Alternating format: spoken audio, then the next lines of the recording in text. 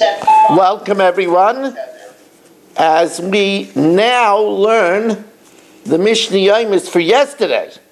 That's because of the Irgun Shir, I didn't record yesterday, so we're a day behind. We're going to do 2 days now. So we're learning first from Monday, Yom Bei Shel Shabbos Re'eh, Mishnah Gimel and Mishnah Daled. Mishnah Gimel and Mishnah Daled, sponsored by the Fisher family, Lila Nishmas Basi Bas Robert, Shlomo ben Avram Alevi, Perel Bas Ruvain, also Lila Nishmas Chasi Bas Shlomo, Refu Shalem for Eliyah Moshe ben Chayesara, L'schus Avram ben Yom Benish ben Malki Yehudis and family, and sponsored by Yoel Klugman and family, and L'Refu Shalem for my dear Shver, Avigdor Aryeh ben Rivka. So we know that you cannot go on Shabbos and Yom Tov beyond a tchum of 2,000 amos. Now, habehema v'akelim, animals, let's say chatzkel as animals or utensils, that's keragle haba'olim. It gets the tchum of not where it started the Shabbos, but it gets the tchum of its owner. Now, hamayse behemtoi lebenoi oy l'roya. If on Yom Tov you give an animal to your son or to the shepherd, it doesn't get the tchum of your son or the shepherd. Because since at the onset of the Yom Tov, the animal was by you, hari'elu kuragle abolim, it gets your tchum. Now let's say there is brothers that live together. And there's an estate. But if there is utensils that are used exclusively by one of the brothers, for example, he has a cane. It belongs to the estate, but he's the one that uses it. Hari'elu karaglov, then it has his tchum.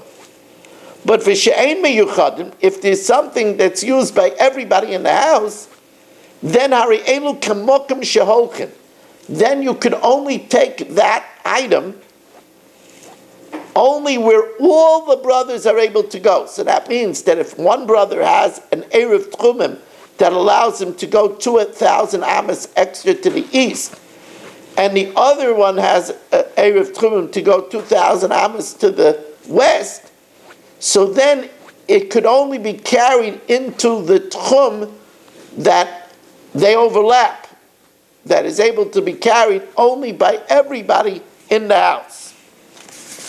Now, this was the first Mishnah. Now the second Mishnah. Hashoyel klei mechaveiroi me'erev Yom Tov.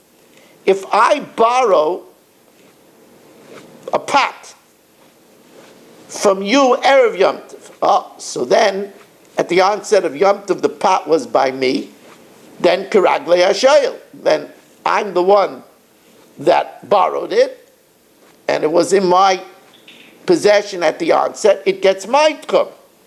But b'Yom Tov, if I borrow it from you on Yom Tov, so then keragle hamashal, then it has the tchum of the loaner, because at the onset of Yom Tov, it was by the one that gave the loan.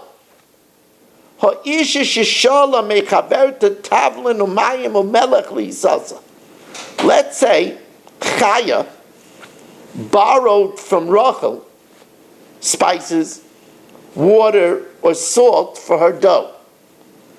So that means that at the onset of Yom Tov, Chaya borrowed it from Rachel, so it was Rachel, so it has Rachel's tchum. Now Chaya mixes it into her flour, which is hers, and it has her tchum.